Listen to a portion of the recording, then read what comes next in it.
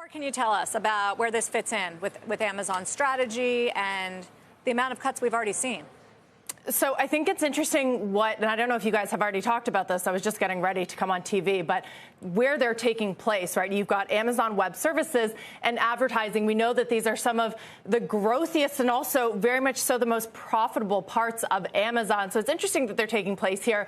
And like David was just talking about, it took time to figure out where they needed to cut. So maybe these weren't the obvious places, but when they look at becoming a more lean organization, even these growthier ones, parts of the company get cut. But when you look at an AWS, and we've talked a lot about this, the growth rate used to be in the 30s, 40%. That is expected to drop to the mid-teens in the current quarter and potentially decelerate even more throughout the year. So it makes sense they were cutting here. They cut 17,000 not long ago, 18,000, excuse me, earlier this year. This is an additional 9,000. So I'm not sure where that brings it, but remember they hired. It doesn't make too much of a dent in terms of that pandemic hiring, which of course includes the factories, the warehouses. So this is part of them getting all of that in line. And when you look at some of the metrics of Amazon versus other big tech, I mean, this is an expensive company. They have a lot of levers that they can, and you might argue should be pulling, because that core business is just not very profitable at all. That is e-commerce.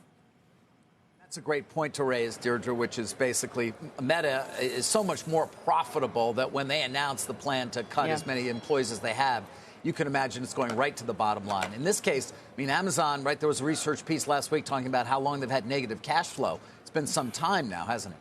Yeah, I'm looking at the cash flow numbers for the next 12 months as well. And you look at Amazon, it's the net margin, the next 12-month net margin is 3.2%. You look at an Apple, that's 25%, a Microsoft, 34%, Google, 23%, Meta, to your point, David, 21.5%. So Amazon, especially if you're thinking in this moment that big tech is a haven in turbulent markets because of these fortress-like balance sheets, Amazon doesn't have the same kind of balance sheets nor the same kind of growth as some of its peers. In terms of, let me give you that free cash flow number, though, and this is for the previous year.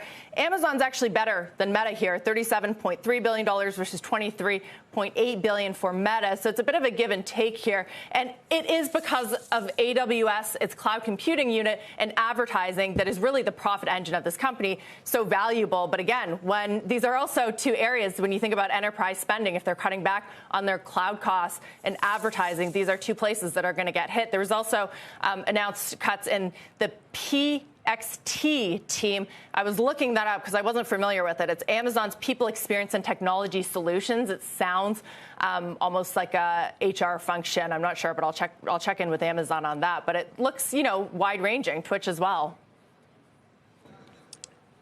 Deirdre, does this mean that there's the fact that AWS, and you highlighted that, is so important? What kind of cloud slowdown are we seeing? Microsoft, for instance, we haven't seen the same kind of announcements really from Microsoft as far as cutting back there, have we? Yeah.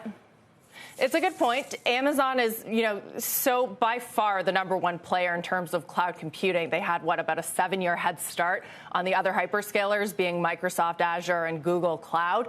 So when you look at the law of large numbers, it is slowing.